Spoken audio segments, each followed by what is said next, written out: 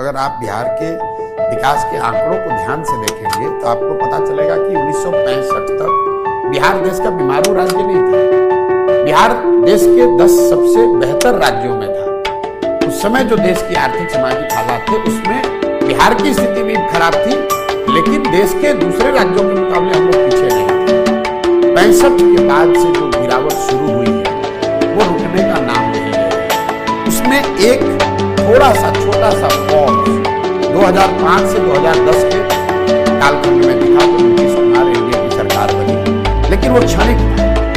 फिर पुनः वही स्थिति हो गई।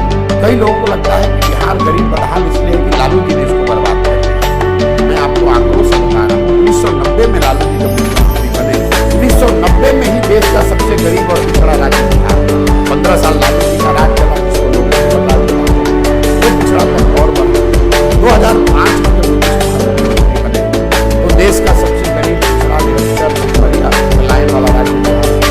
और आज करीब 19 वर्षों के नीतीश बाबू के शासन के बाद देश का सबसे गरीब पिछड़ा राज्य बिहार ही है। हम लोग एक पायदान भी ऊपर नहीं बढ़े। कहीं ना कहीं ये आपको हमको मानना होगा कि जिस रास्ते पर बिहार का समाज, यहाँ की राजनीति, यहाँ के नेता चले हैं, उससे आप बिहार की स्थिति में आमूलचूल परिवर्तन की परिकल्पना नहीं कर सकते। ये बात प्रशांत किशोर नहीं कर रहे हैं, ये 30-40 वर्षों के आंकड़े बता रहे हैं, अनुभव बता रहा है। इतनी ह्यूमिलिटी हम लोगों में जरूर होनी चाहिए कि भाई अगर गलत रास्ते पर चल रहे हैं तो रुके, एक बार उसका आकलन करें और ये समझें कि आखिर दूसरे राज्यों में भी तो भ्रष्टाचार है, दूसरे राज्यों में भी तो इसी देश का संविधान है। ऐसा तो नहीं है कि दूसरे राज्यों से गरीबी भ्रष्टाचार खत्म हो गया है, लेकिन इतनी बदहाली बिहार में, इतनी बदहाली देश के किसी हिस्से में नहीं है।